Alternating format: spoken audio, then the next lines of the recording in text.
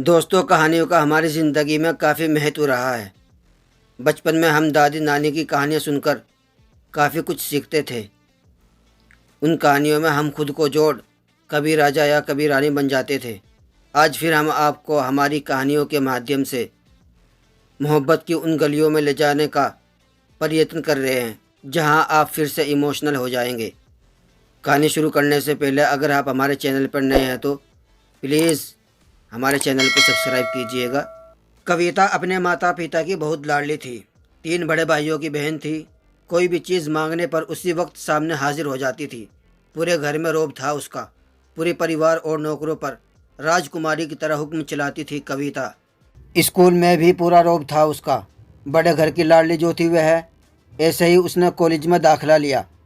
उसके ठाट बाट बड़ी गाड़ी में आना जाना, हर दिन नया फैशन देखकर हर कोई उससे दोस्ती करना चाहता था। थोड़े ही दिनों में उसके बहुत से दोस्त बन गए। पूरे कॉलेज में उसकी अपनी ही एक पहचान थी। इन दिनों उसके घर एक रिश्ता आया। खानदानी लोग थे और पापा की पुरानी जान पहचान थी उनके साथ। कविता के साथ कोई ज़बरदस्ती नहीं थी, पर कविता ने फिर भी हाँ कर दी, क्योंकि वह अपने परिवार से बहुत प्यार करती थी। वह जानती थी कि वह लोग उसका अच्छा ही सोचेंगे। लड़के का नाम राज था। राज काफ़ी पढ़ा लिखा और समझदार लड़का था। ससुराल वाले भी बहुत अच्छे थे। ससुराल में कविता की जगह वैसी ही थी जैसी कि मायके में। कोई भी कार्य कविता की सलाह के बिना नहीं होता था। सबकी लाडली बहू बन गई थी वह। फिर उसके घर एक बेटे का जन्म हुआ। राहुल कविता को जान से प्यारा था। पोता पाकर ससुराल वाले तो फूले नहीं समाते थे। कविता कभी कभी सोचती कि उसकी किस्मत कितनी अच्छी है। उसका हर अपना उसे कितना प्यार करता है। चाहे जीवन में कैसा भी समय आए, मेरे अपने हमेशा मेरे साथ हैं। मैं कभी अकेली नहीं हो सकती। कितनी खुशकिस्मत हूँ मैं। पर शायद कविता की खुशियों को उसकी अपनी ही नज़र लग गई थी। एक दिन वह मायके जाने की जिद कर बैठी। राज को बहुत काम था, लेकिन वह फिर भी उसे ले गया। रास्ते में उनकी गाड़ी अन्य गाड़ी से टकरा गई। कविता, राज और राहुल बुरी तरह से जख्मी हो गए। काफ़ी दिनों के इलाज के बाद राज और राहुल तो ठीक हो गए, लेकिन कविता पूरी तरह ठीक ना हो सकी। सर पर चोट लगने के कारण वह अपनी आंखों की रोशनी खो बैठी।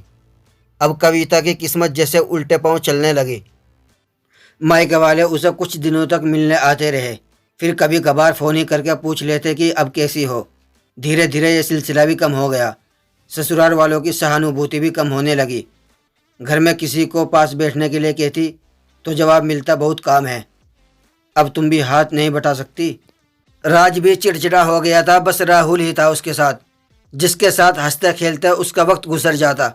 एक दिन कविता के हाथ से कुछ सामान गिर गया, जिसकी वजह से राहुल को हल्की सी चोट लग गई। कविता के सास ससुर ने राहुल को उससे अलग कर दिया कि कहीं उसके ना देखने की वजह से बच्चे का कोई नुकसान न हो जाए।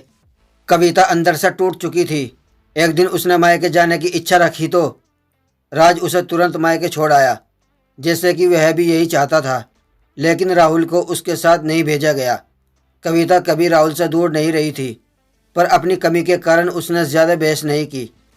कविता को लगा कि वह 3-4 दिन वहाँ रहेगी तो थोड़ा हवा पानी बदल जाएगा, क्योंकि वह कितने दिनों से कहीं बाहर नहीं गई थी। घर वाले भी इतने दिनों के बाद उसे देखकर कितने खुश होंगे। कविता के घर पहुँचने पर सब लोग बहुत खुश हुए। खाने में सब कुछ कविता की पसंद का ही बना था। उसने अपने मम्मी पापा और भाई भाभीयों से दिल खोलकर बातें की। उनके छोटे छोटे बच्चे भी बुआ के साथ घुल मिल गए थे। रात को सोने के वक्त वह जब कपड़े बदलने लगी तो उसे पता चला कि उसका बैग तो बहुत भरा हुआ था। वह सब समझ गई। वह बहुत उदास हो गई।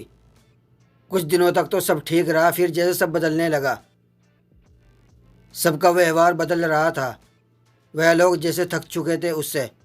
सब लोग घुमा फिरा कर पूछने लगे कि राज कब आ रहा है उसे ले जाने। वह बहाना बना देती, जबकि वह जानती थी कि उस घर में अब उसके लिए कोई जगह नहीं। कविता से चलते वक्त कुछ न कुछ नुकसान हो जाता। थोड़ी बहुत टोका टाकी उसे सुनाई देती, वह टाल देती थी। एक दिन उसके हाथ से लगकर एक कीमती फूलदान टूट गया। छोटी भाभी ने हंगामा मचाया। कविता के माता पिता रोज़ रोज़ के झमेलों से तंग आ गए थे।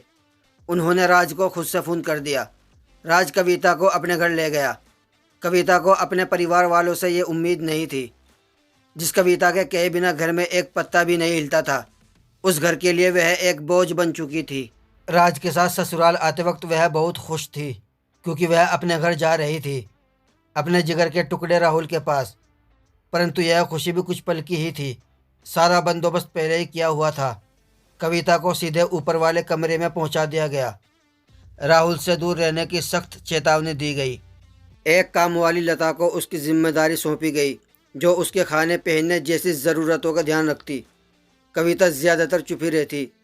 कभी कभी काम वाली लता से थोड़ा बतिया लेती। उसके ज़रिए राहुल का पता चल जाता। सबकी लाडली बेटी और बहू सबके लिए लाडली से बोझ बन चुकी थी।